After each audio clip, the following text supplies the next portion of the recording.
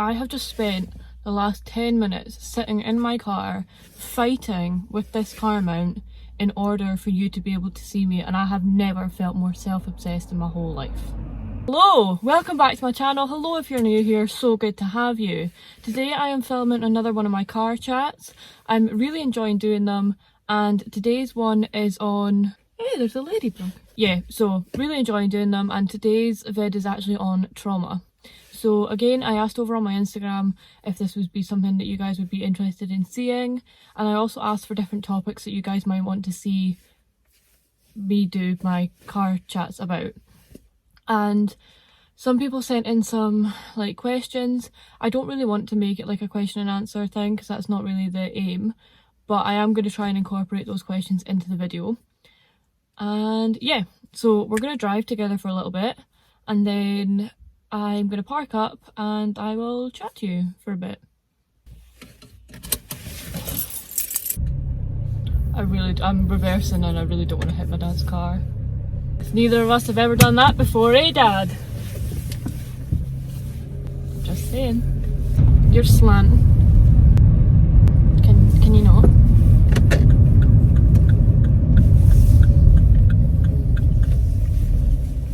Oh, the weather is so rubbish here today. It's horrible. It's actually like depressing. Oh, cute dog. Oh, eyes on the road. It's raining, it's pouring, the old man is snoring. Bumped his head and went to bed and didn't get up in the morning. That's really like... That's morbid. Sorry. I never realised that when I was younger because it's meant to be like some kind of nursery rhyme, but that's not nice. Okay, so like I said in the intro, this video is all about trauma. This kind of topic can be a little bit uncomfortable for some people. It can also kind of trigger off some really unwanted emotions. So if that is you, if you don't feel like you're going to be okay watching this, then you can click off 100%. That's totally fine. I totally understand. Like, it's not a topic that everybody kind of wants to include themselves in, and that's totally fine. But if you do want to stay and kind of have a wee chat with me, then that's fine as well.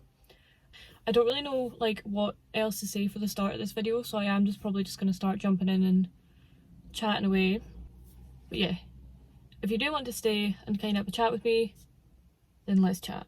So trauma comes in all different kind of shapes and sizes, if that's like the right way of putting it. At least 50% of women and 60% of men will go through at least one traumatic event in their lifetime. So these things are so common and so much more common than people think. And I think what people struggle with is feeling that they aren't traumatized, or they don't have a right to be upset because somebody's traumatic event could be so much worse in their eyes than their own. So they really kind of struggle to accept that they have been traumatized and what they have been through is horrible, and they really kind of struggle to seek out help. Basically what happened to my friend was when she was younger, she choked on a hard-boiled sweetie, and she didn't choke for ages. Like, it wasn't a case of her having to go to hospital or anything like that, thank God, but she choked on it and it frightened her, like terrified her. So now she just doesn't eat hard-boiled sweeties, like, at all. And she tells me that sometimes she can still feel the feeling of it being lodged in her throat. That is a traumatic event for her. And then I have another friend who was in a really, really bad car accident, like a horrendous car accident, and she now can't step foot inside a car. In fact, she doesn't even go in my car. She won't even go in our friend's car or anything because it was incredibly traumatic for her, and she spent a very, very long time in hospital, and she spent a very long time recovering. And that's a different kind of traumatic event. So these two traumatic events are very different in magnitude, if that's like the right word, but they're both traumatic events. And I think that for some people, they don't feel like they've got a right to be upset. They don't feel like they've got a right to seek out help because it's not a massive car accident that they've been in. And that was just two examples. Like, there's so many different like traumatic events, and each of these things, if it scares you, then that's okay. It doesn't need to be a massive car accident, or you don't need to have witnessed somebody dying. If it scares you, if it's traumatized you, then it's traumatized you and you need to seek out help to feel better. It could just be looking up on the internet about how to cope with a moment when you're really struggling with what happened. That's the kind of help that maybe you might need, and that's totally okay.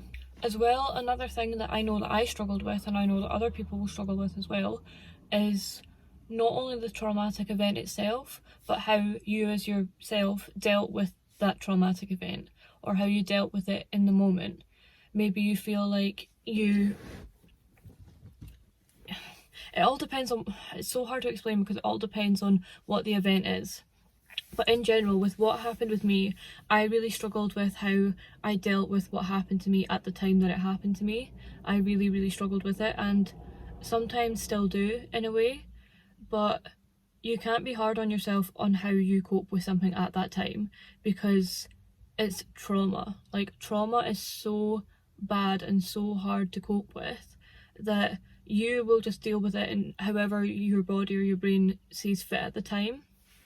One thing that I actually learned of when I was in counselling was the fight or flight response, and that's something that I will tell everybody and anybody until I am blue in the face that is struggling with how they dealt with something at the time.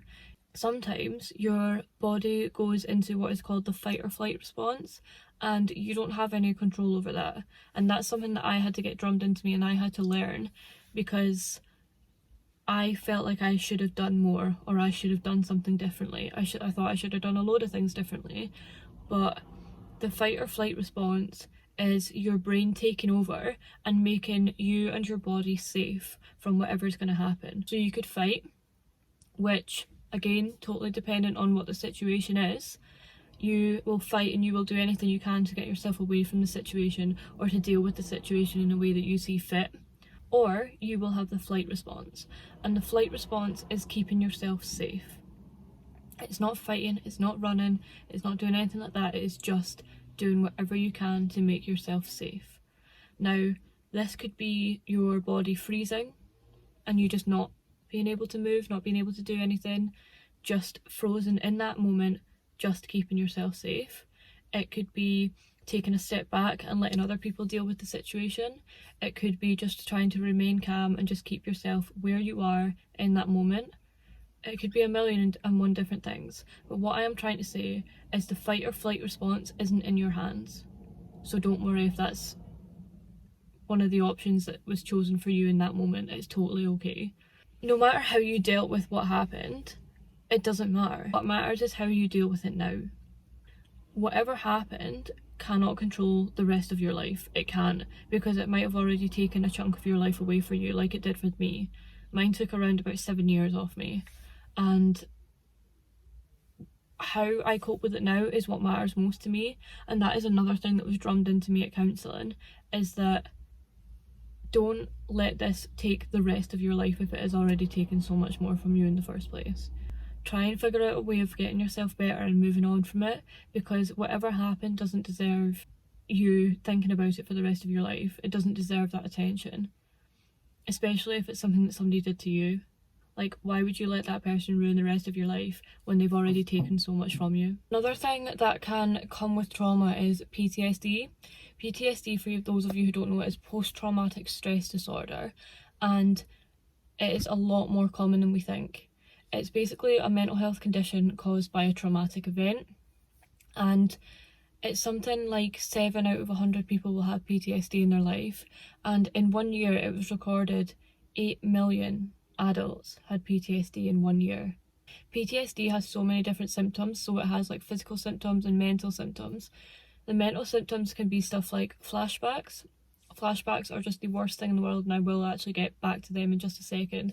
But there's also like physical symptoms. So there's like sweating, hyperventilating, like shaking, uncontrollably shaking. There's nausea. Quite a lot of people who suffer with PTSD also suffer with nausea, especially if they're having a flashback. If you have been through a traumatic event, like I've said before, even if it's not as bad as you think it should be, you could still be suffering with PTSD, and there is so much that you can do to help with PTSD. With PTSD, like I said, flashbacks are quite a massive side effect or symptom, kind of same thing.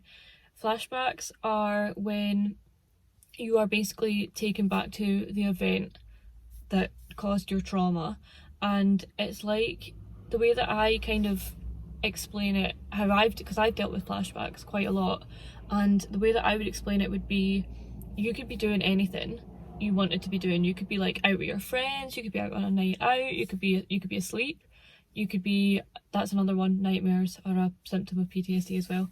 You could be asleep, you could be cooking dinner, you could be doing anything. It doesn't wait until you're on your own and you're quiet and you're sad. It will get you at any point, and it can be brought on from a certain smell, it can be brought on from seeing the perpetrator if that's part of your traumatic event, it could be brought on by just loads of different things, being in a car, if you've had a car accident, like loads of different things that can be brought on by. And what it does is it basically flashes you back to that event, a flashback. And it's like somebody, to me anyway, this is what happens to me, it kind of like, it's like a bright light in my brain, and then all of a sudden I just feel like I'm right back at that situation and I'm in danger and I can't get out of it, and it's horrible. And the way that I deal with it is I then take myself out of that situation. Even though I'm not in it anymore, I take myself out of it, because at that moment in time I feel like I am in that situation. And it's hard, completely hard, but like if that happens, if I'm lying in bed, I'll get up and I'll walk downstairs, or I will like get up and I'll phone somebody, I'll phone my friends, or I'll watch something on YouTube that is completely opposite to anything that I'm feeling like in that moment.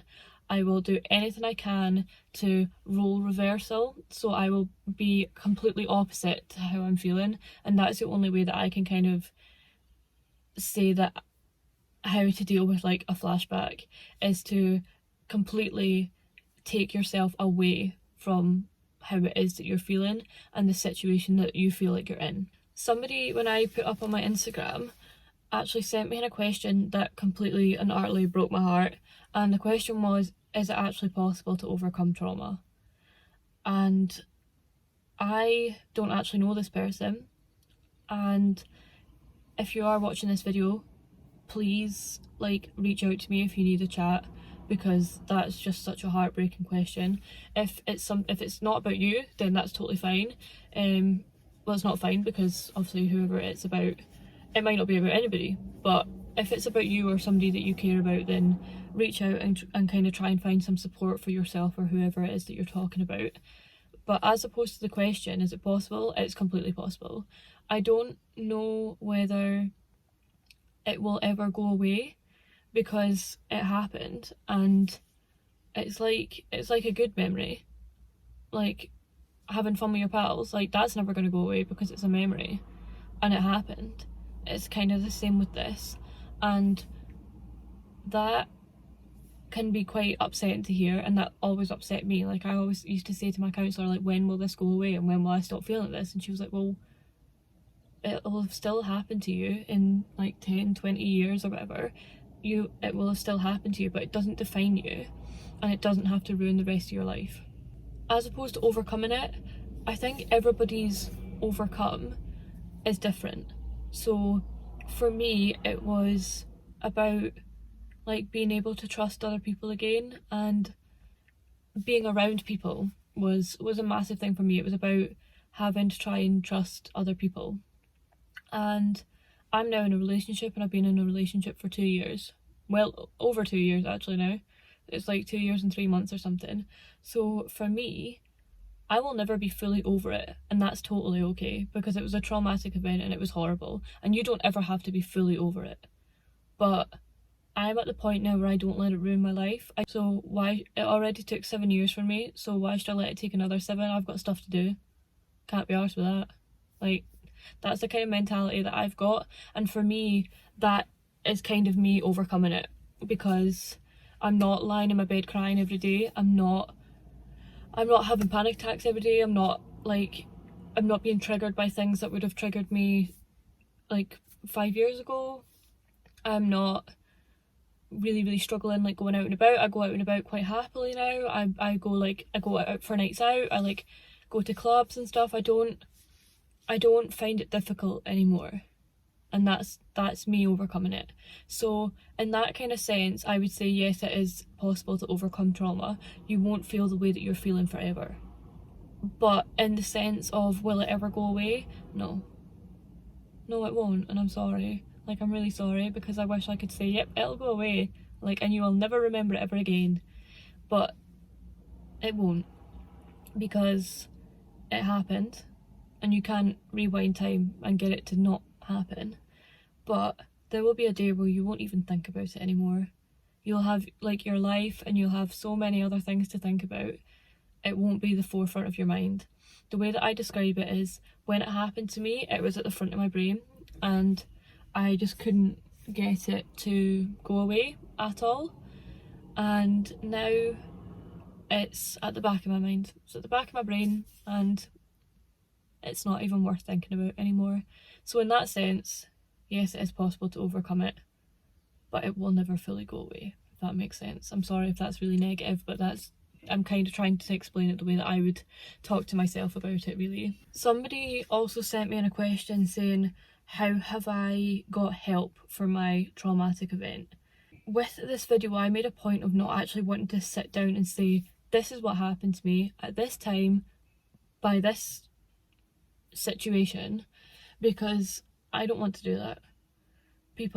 There's some people out there that don't really deserve to kind of know me in that way, and I don't want everybody to know everything about me, and there's only a select few people that know about this, and it's difficult to handle it sometimes. The main reason that I got help was actually because of my best friends.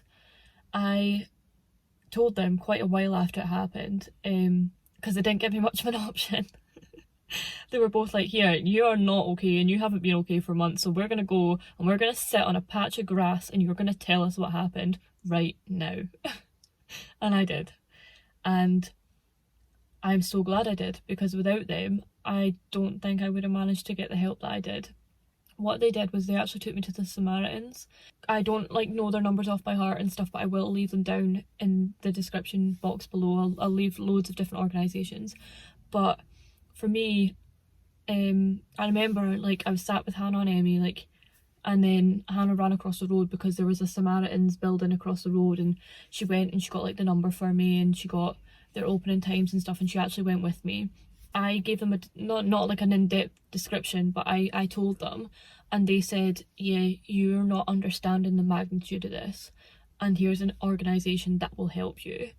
And then I phoned up the they actually phoned up the organisation for me, and then passed me the phone. And I spoke to them, and then I started counselling with them. So that's kind of how I got help with it. And there's loads of different organisations for help with different things. So there's also so much information online about PTSD and organisations to help with PTSD, how you can help yourself with flashbacks, nightmares, etc, etc. There's so much information. Samaritans have so much information about different organisations for different things. They can put you in touch with people. They're brilliant. They're absolutely brilliant. If you don't feel like you're able to phone the Samaritans and talk to them directly yourself, get me to do it. Get me to do it, or get a trusted friend or a trusted adult. I'm an adult. Oh god. No, but you know what I mean. Get a trusted person to phone on your behalf. Don't sit there and think, this is all my fault, or I could have done this, or I could have done better, or I'm scared, or I'm having panic attacks and I'm having flashbacks, but I'll deal with it myself. Don't do that. Speak to somebody, because then you can get somebody else's point of view on the matter. That's what really helped me, was me saying, guys, this was my fault. I could have done this, I could have done that to get myself out of that situation. And my friends were like, there was other things that could have been done. And without them hammering it into me that You are not to blame for this. I don't think I would be as okay with what happened as I am now. Again, look online, phone the Samaritans. There's so many helplines. I will list them down below. And if you don't feel like you can do it yourself, I'm pretty sure they have like email addresses and like text conversations as well, which might help you.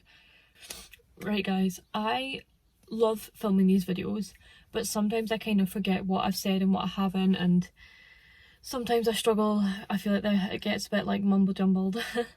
So I really hope that this has kind of been beneficial for you.